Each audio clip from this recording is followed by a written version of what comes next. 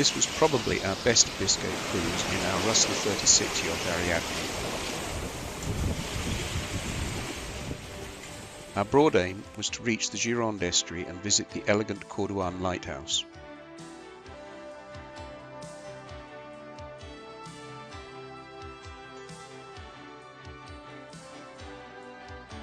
In early May, Dan and I started along the south coast to Helford and Falmouth. There followed a gentle channel crossing to La Bavrac. We pressed on through the Canal de Fort and the Raz de Seine. Thereafter we worked south from Brittany across the Loire into the Vendée and eventually to Charente-Maritime, calling at several of the offshore islands. The trip was made more challenging because some ports were still closed after the winter storm Xynthia. Several marinas, including Bourgogne and La Rochelle, had been reduced to matchwood with many boats damaged. The weather remained unsettled. We pressed on and reached Saint-Denis-d'Oléron by the 17th of June, having covered 600 nautical miles. We were poised to make a final assault on the Gironde estuary. We would be several days waiting for weather. It was cold, there was some rain. The winds were very fresh with a strong northerly component in the direction. There was a big swell outside the harbour. The harbour itself is snug, with a natural sill to keep the swell out. We visited the village and the excellent market a few times and consumed our final bottle of resting goose wine.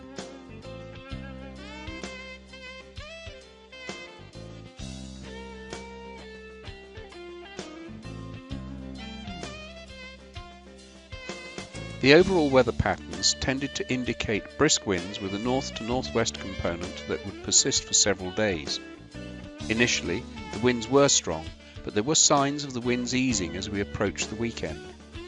The problem was that high pressure had been sitting in the Atlantic for weeks, resulting in fresh or strong northeast to north winds. We could get to the Gironde, but could we get back? We were on the point of giving up, or at least deferring our attempt until our friend Sue arrived, when a brief weather pattern appeared. There could be a light northerly breeze on the Friday, after a couple of days of 4-6 winds, with the promise of a light easterly on the Monday or Tuesday to ease the path back.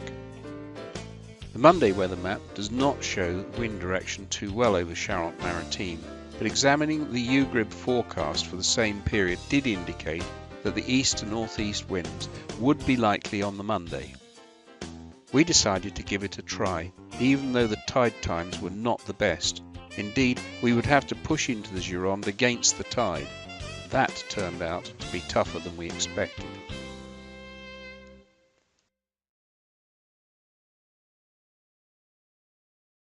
There is a theoretical option to go to the Gironde inside Ile d'Oléron.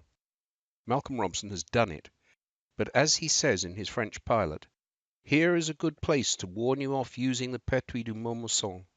I have been through it once in total ignorance near high water and thought nothing of it, but every time I relate this I listen to tales of strandings, drowning, boys out of position and so on.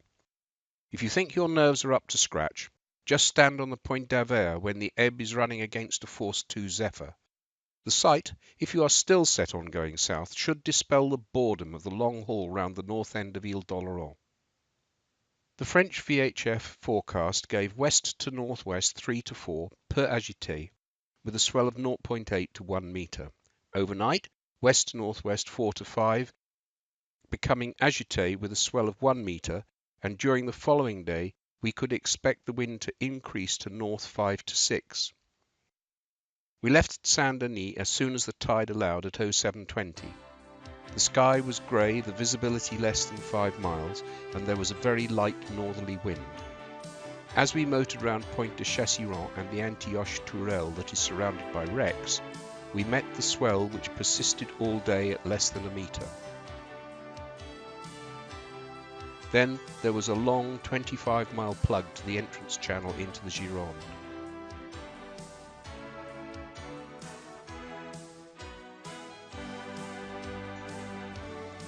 Entering the Gironde, it is necessary to go outside the number 4 buoy because there is a long ridge that extends seaward from Point de la Coubre for nearly 4 miles. By the time we got there, the tide was about to turn foul. The tidal data indicated that on neaps we could expect adverse tides of up to 2 knots on the ebb. In the event we had 3 knots nearly all the way up the estuary, occasionally touching 4 knots. To compensate, the bonus was that the wind had filled in, and rounding the number 4 buoy, we had a fast reach in towards Point de la Coubre, then a long trip up the estuary on a dead run. We kept as far outside the main channel as we could to avoid the adverse tide. The interesting thing was the sand waves. The echo sounder would show 10 metres under the keel, then a few minutes later only 6 metres, then back to 10 metres and so on. Clearly the whole estuary is on the move the whole time. Indeed, the breaking waves had shown us that the spit that runs out from Point de la Coubre was much closer to the main channel than the chart would have had us believe. We could see Cordouan in the mist, but our course never got closer to it than a mile and a half.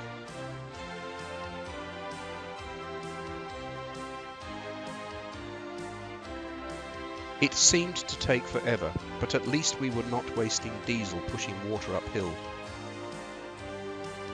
By 1815 we were safely alongside the incredibly short fingers of the Accueil arrival pontoon in the modern marina at Port Medoc, just inside the south arm of the estuary behind Point de Grave. Around the marina, plenty of restaurants, a chandlery, lots of brokers, but no boulangerie. So early the next morning I set off to Port Bloc, a quarter of a mile away. I guessed that as a ferry port it might have a boulangerie. I was out of luck, but did pick up a leaflet for the vedette out to Cordouan. It seemed booking was essential, so when I got back to the boat we rang them. The Saturday trip was already full, but we got a couple of places on the Sunday trip, departing at 1500 hours.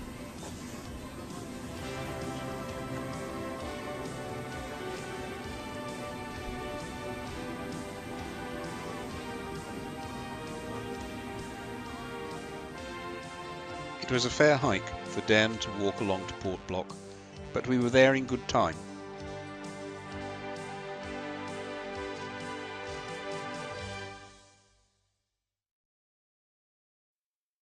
The first surprise on boarding the vedette was to see a flat-top pontoon alongside with 2 large outboards strapped on.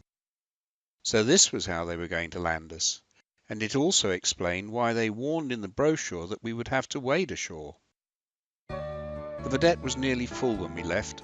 The pontoon was dropped to stern as we cleared the harbour, and the vedette got up to speed, probably about 15 knots, with the pontoon planing astern.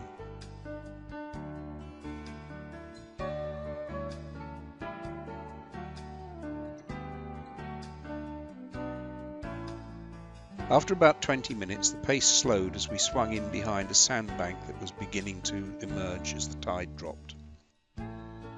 There is one buoy on the way in to give a useful position fix. Clearly the trips are timed to arrive at half tide down when the sandbanks start to form a natural harbour.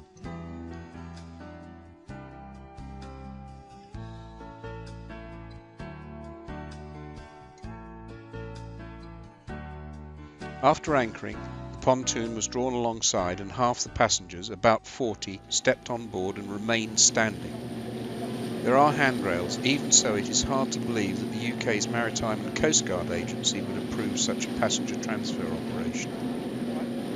It took about 10 minutes to drive the pontoon through the shallow water, grounding occasionally so that the outboards had to be half lifted. On the inward trip, however, they were able to get to the causeway that extends some 100 metres from the lighthouse, so we were able to step ashore relatively dry-shod.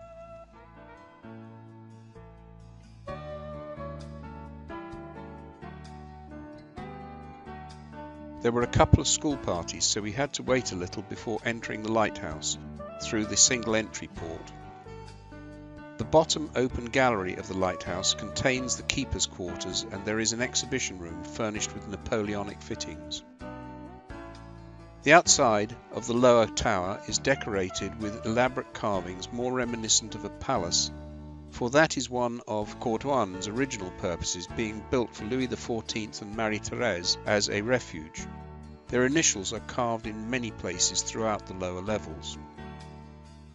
In the lowest room there is a bust of Fresnel, on which a note claims that Cordouan was the first light to be fitted with a Fresnel lens.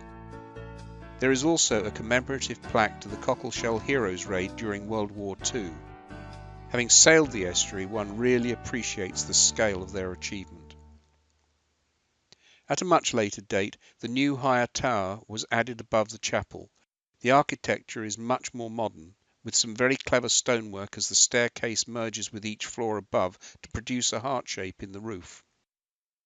Interestingly, the sense of the spiral was reversed at this point. Originally, there were only 3 levels below the original light: an entrance room and store, the royal apartment, and the chapel, which remains magnificent. The chapel above the royal apartment is probably the most impressive of all the rooms of the lighthouse.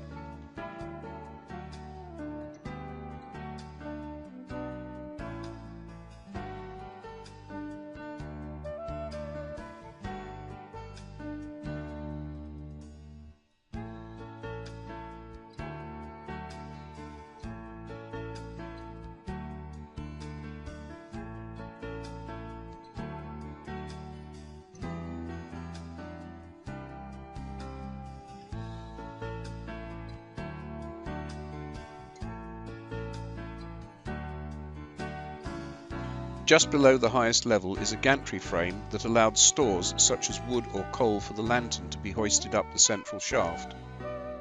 Unfortunately, we could not get close to the lantern and its beautiful Fresnel lens, as I mentioned, claimed to be the first lighthouse to have such a device, but by reaching up, I managed to get a photograph of it, well, sort of. From the gallery round the lantern at the top we could see for miles, and we could also see the layout of the natural harbour, though by now the whole causeway was exposed, and it was clear that we would have to wade across the sandbanks to a point where the pontoon could pick us up. On the way down we got glimpses through the well shaft. All the way down again, then the long walk along the causeway and across the sands to a point where we could board the pontoon to return to the vedette.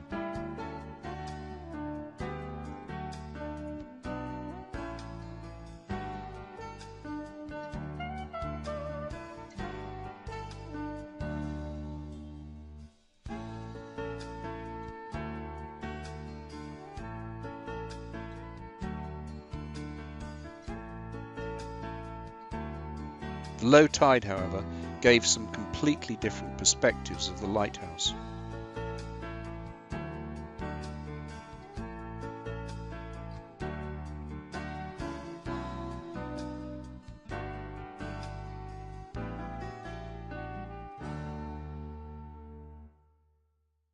Once both loads of passengers were on the vedette, the return passage, lasting about 40 minutes in total, gave us time to reflect on a fascinating day out.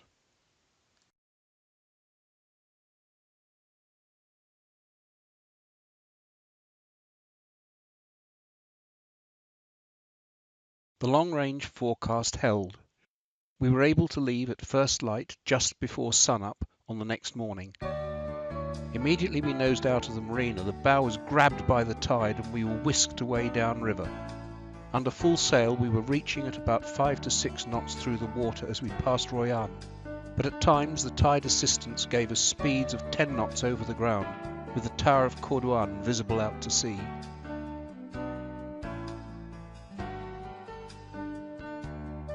As we turned to the west to follow the main channel past Point de la Coubre, the rush of tide met the slight Atlantic swell, and a fierce chop developed, bringing the boat speed down to almost nothing and shaking all the wind from the sails.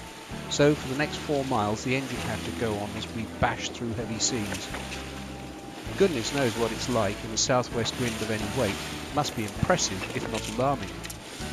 This is certainly a river to respect.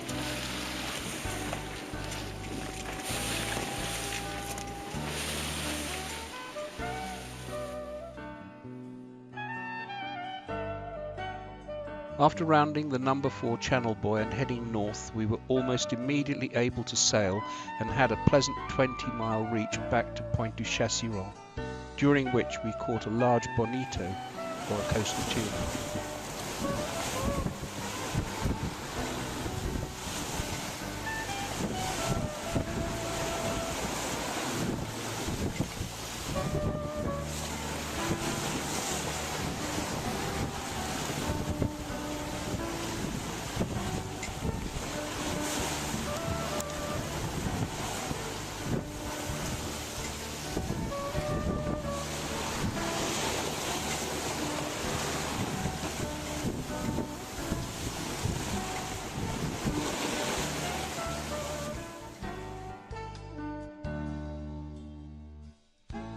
Once again, we gave Pointe de Chasseron a wide berth before entering Saint-Denis-d'Oléron.